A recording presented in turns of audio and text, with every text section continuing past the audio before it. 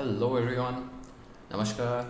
मेरा नाम अभिजीत यादव है और आज की वीडियो में हम बात करेंगे कि भाई एसए पेपर में जो यूपीएससी का एक काफ़ी इम्पोर्टेंट पेपर रहता है, आपको किन किन चीज़ों पे ध्यान देना चाहिए, किस तरीके से आप बेटर एसए लिख सकते हो और क्या गलतियाँ आपको अवॉइड करनी चाहिए।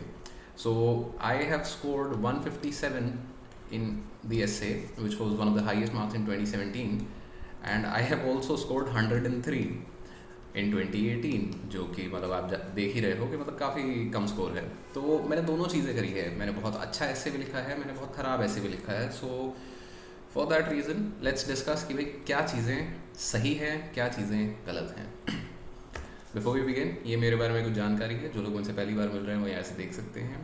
एंड अगर आप चाहते हैं किसी चीज़ पे मैं वीडियो बनाऊँ तो प्लीज़ ट्विटर, इंस्टाग्राम पे या नीचे कमेंट्स में मुझे बताइए। मेरी कोशिश रहेगी कि मैं उसे टेकअप करूँ। बहुत लोगों ने बोला है कि सोशियोलॉजी ऑप्शनल के बारे में बताएं, मैं सोशियोलॉजी ऑप्शनल पे जल्दी एक वीडियो बनाऊंगा। And let's begin today's video. So सबसे पहली चीज़ तो ऐसे पेपर के बारे में बेसिक इन्फॉर्मेशन कि भाई 250 मार्क्स का पेपर होता है 3 घंटे का, जिसमें आपको 2 ऐसे लिखने होते हैं 1000 से 1200 शब्दों तक के। तो ऐसे पेपर की सबसे खास बात यह है कि इसकी रेंज बहुत बड़ी है कि भाई marks range from 100 to 160 almost every year. तो मतलब कि ये 60 नंबर की जो रेंज है ये और किसी भी जीएस के पेपर में नहीं होती। मतलब जनरली आप जीएस के पेपर्स में बाकी में देखोगे तो मतलब कितना जो सिलेक्टेड कैंडिडेट्स होते हैं उनका 90 टू 110 या 120 ले लो, ये रेंज रहती है। तो ऐसे पेपर की रेंज आप देखोगे तो ऑलमोस्ट डबल दैट है। तो अगर आप अच्छा ऐसे लिख पाते हो तो जाहिर सी बात है कि भाई आपका सिलेक्शन होने का चांसेस बढ़ जाते हैं। Now there are 2 types of essays. एक तो ऐसे होता है जो सोशल इश्यूज़ पे होता है।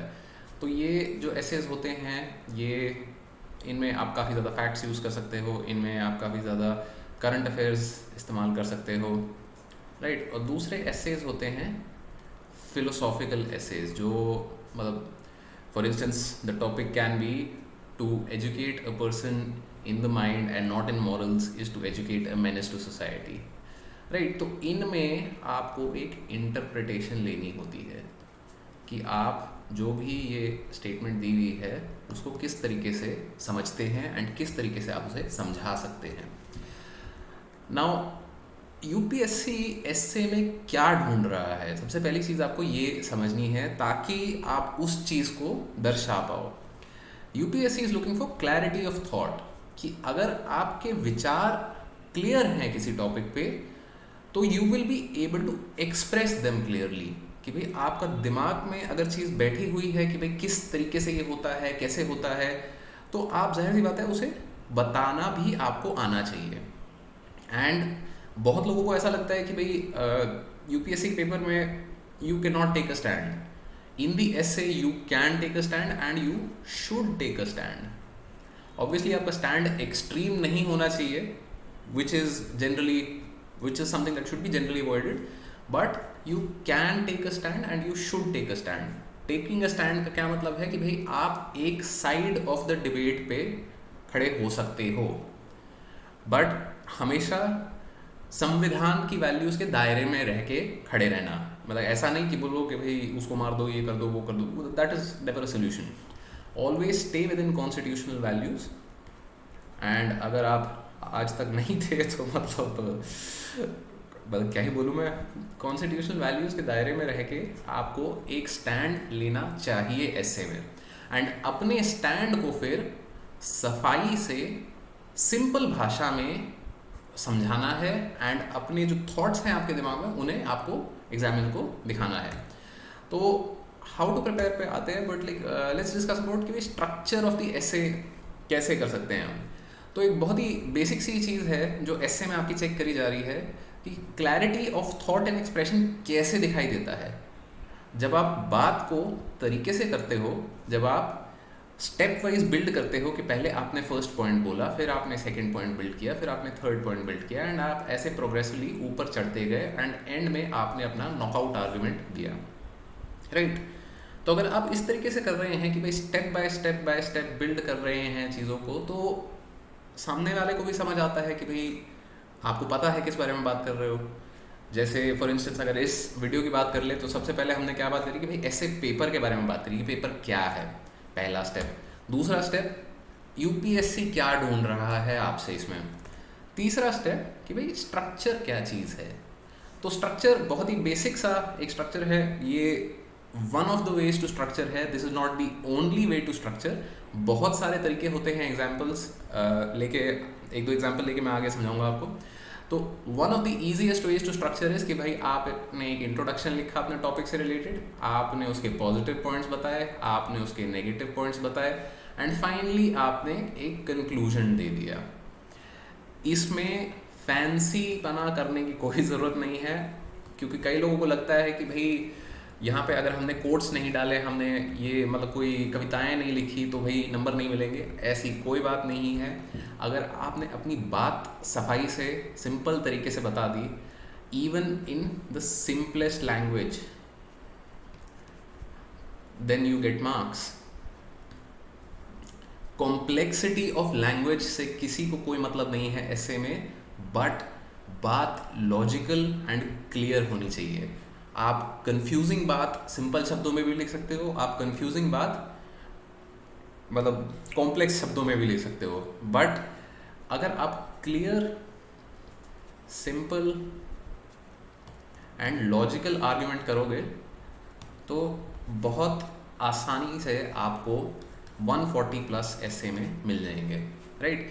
क्लियर, सिंपल और लॉजिकल को कैसे आप कर सकते हो? क्लियर करने के लिए ये एक स्ट्रक्चर हो जाता है कि भाई intro, positive, negative and conclusion, क्योंकि आपको सीधा सीधा दिखाई देता है कि भाई ये सेक्शन जो था ये इंट्रोडक्शन था, ये सेक्शन जो है ये पॉजिटिव्स है, ये सेक्शन है नेगेटिव्स है।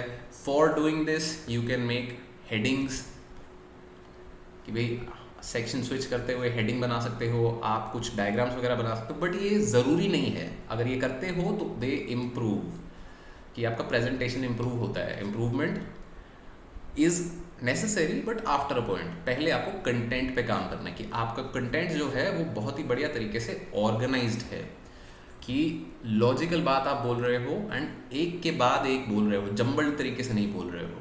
And you always should use examples in ऐसे में जब भी आप पॉजिटिव की भी बात कर रहे हो तो भी एग्जाम्पल दो, नेगेटिव की बात कर रहे हो तो भी एग्जाम्पल दो, एंड इन दोनों को यूज़ करके फिर आप कंक्लूजन तक आओ, राइट। सो एक एग्जाम्पल अगर लेके बात करें तो मॉडर्न इंडियन वुमन, मिथ और रियलिटी, तो ये 2017 में एक ऐसे आया था। एंड मतलब जाहिर सी बात है कि भाई आपके पास अगर आपने करंट अफेयर्स करे हैं, अगर आप मेंस तक पहुँचे हो तो आपके पास कंटेंट है।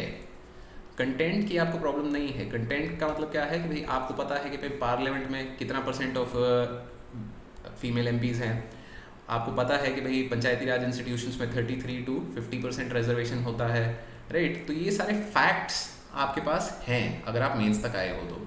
अब इसे इस्तेमाल कैसे करना है, राइट। तो बहुत ही एक सिंपल सा जो मैंने यहाँ पे किया था वो ये था कि भाई मैंने एक इंट्रोडक्शन बेसिक लिखा कि जब से मतलब I started with labour force participation rate, या मतलब ऐसे फैक्ट्स के साथ मैंने शुरू किया कि इंडिया में बिफोर इंडिपेंडेंस भाई लिटरेसी रेट जो था विमेन का मतलब ऑलमोस्ट नॉन एग्जिस्टेंट था। आज की डेट में women have a literacy rate of about 65 to 70%।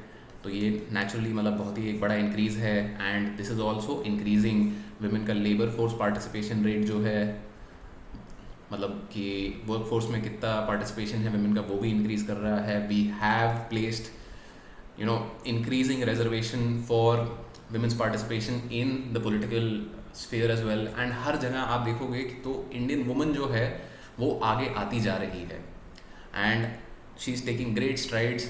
And in that sense मैंने पहले पूरी एक भूमिका बनाई कि भाई इट इज़ अ रियलिटी कि the new modern Indian, sorry ये मॉडर्न इंडियन वुमन नहीं था, ये न्यू इंडियन वुमन था the topic of the essay in 2017।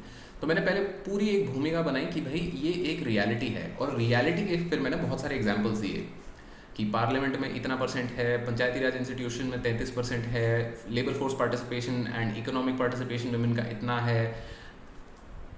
So political एक बहुत ही एक सिंपल फ्रेमवर्क होता है pastel, political, economic, social, technological, environmental and legal. तो ये पेस्टल फ्रेमवर्क आप यूज़ करके एग्जांपल्स अपने बना सकते हो। तो पॉलिटिकल मैंने पार्लियामेंट एंड पंचायती राज का बताया, इकोनॉमिक मैंने लेबर फोर्स पार्टिसिपेशन बताया, सोशल मैंने बताया कि भाई विमेन आर इंक्रीजिंगली इन ये P&E में आ रही हैं, तो उनमें सोशल स्टैंडिंग भी उनकी बढ़ रही है। कि मतलब पहले जहाँ पे भाई घर से बाहर नहीं निकलना अलाउड होता था, कि मतलब इतना ज़्यादा पेट्रियार्की होती थी, अब वो कम हो रही है। We are moving in progressive directions. Technology की वजह से women are enabled more and more, कि भाई जो ऐसा एक कुछ आर्ग्यूमेंट होता है कि भाई बायोलॉजिकल बेसिस है विमेन एंड मैन के बीच में जो डिफरेंस होता है, तो technology is removing that difference, तो it is becoming even more possible for women to join the work force. तो ऐसे फ्रेमवर्क से मैंने सारे पहले रियलिटी के एग्जाम्पल्स बता दिए कि भाई हाँ, new Indian woman is a reality. But फिर उसके बाद मैंने अपने ही जो पॉइंट्स दिए थे उनको मैं अटैक करने लगा कि भाई हाँ, 17% या 18%, एग्जैक्ट नंबर मुझे याद नहीं है, उतना पार्लियामेंट में रिप्रेजेंटेशन है, but women make up 48% of the population. If women make up 48% of the population, then 17% in parliament is not a big thing. बहुत कम है ये। फिर दूसरी चीज़ पे मैं आया कि भाई पंचायत में 33% रिजर्वेशन है, but there is also the institution of the panchayat pati. Panchayat पति का अगर आपको कॉन्सेप्ट नहीं पता है या ये क्या चीज़ के बारे में बात कर रहा हूँ, तो ऑब्वियसली इसको गूगल करिए, पढ़िए इसके बारे में, दिस इज़ वेरी इंपॉर्टेंट। तो पंचायत पति के बारे में बताया। फिर मैंने बोला कि भाई जो इकोनॉमिक फ्रंट है, women are participating in the work force, but there is a gender pay gap. तो आप देख रहे हो कि मैंने पहले सारे पॉजिटिव पॉइंट्स बताए कि भाई how the new Indian woman is a reality, but मेरा स्टैंड जो था इस एसे में वो ये था कि दिस इज अ मिथ। क्यों? और इसीलिए मैंने फिर पहले सारे रियलिटी के पॉइंट्स बताए, और फिर अपनी बात का दबाव ज़्यादा बनाने के लिए मैंने अपने ही पॉइंट्स को काटा और प्रूव किया कि it is a myth. But in the end conclusion में आप ये आओगे कि आगे क्या तरीका है फिर, क्योंकि देखो as an administrator, as an IAS और एन IPS ऑफिसर जब आप बन जाते हो, तो आपका काम सिर्फ और सिर्फ प्रॉब्लम बताना नहीं है, you must also come up with possible solutions कि भाई किस तरीके से इस चीज़ को इम्प्रूव किया जा सकता है, किस तरीके से हम, अगर ये रियलिटी नहीं है, अगर ये मिथ है, तो हम इसे रियलिटी में कैसे बदल सकते हैं। तो ये सॉल्यूशंस ऑब्वियसली मैंने technological, legal and in aspect से, जो पेस्टल का लास्ट के 2 रह गए थे, टेक्नोलॉजिकल एंड लीगल, उनके मैंने सॉल्यूशंस बना दिए, which I ended with the conclusion. And with this, मतलब ये जो कहानी फिर मैंने बनाई, सो इंट्रोडक्शन के लिए मैंने क्या किया था, इंट्रोडक्शन के लिए I use this very simple statistic that women make up 48% of India's population.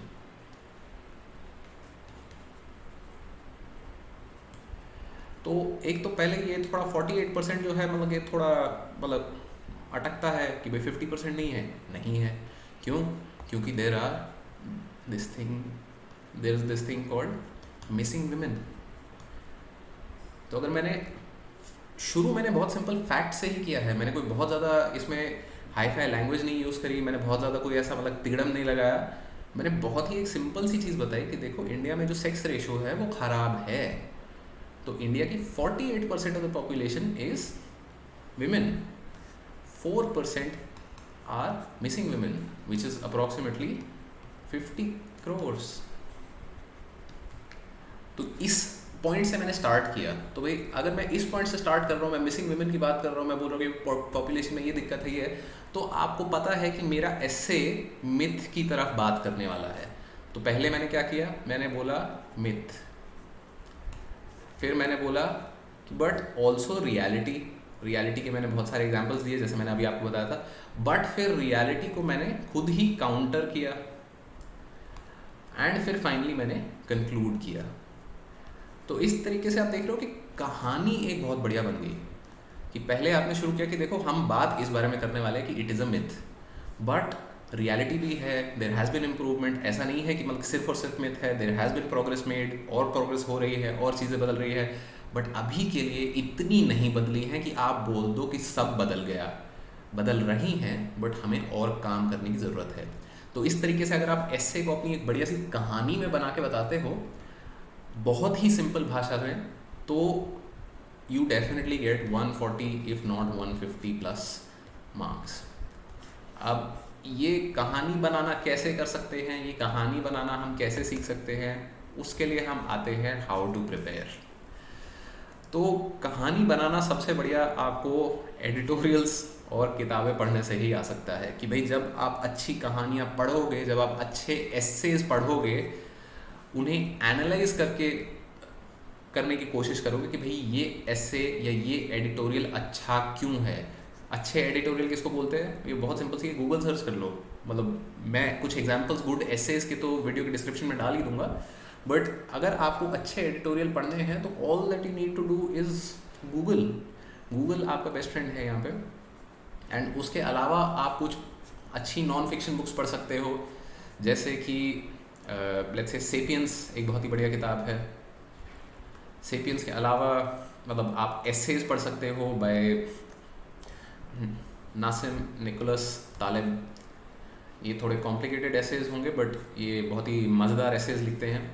And अगर आप ये एसेज पढ़ते हो तो आपको अच्छे एसे किसे बोलते हैं ये पढ़ पढ़ के पता चलना लग जाएगा। और जैसे आप पढ़ोगे इन्हें, ऑब्वियसली आप इस पर फुल टाइम प्रिपरेशन नहीं कर सकते। This is something that you read, जैसे कि मैं बाकी टाइम पे बोलता रहता हूँ बिफोर बेड, कि दिन भर आप वैसे तैयारी कर रहे हो बट सोने से पहले कुछ देर ऐसी किताबें आप पढ़ सकते हो या वीकेंड्स पे इन्हें पढ़ सकते हो।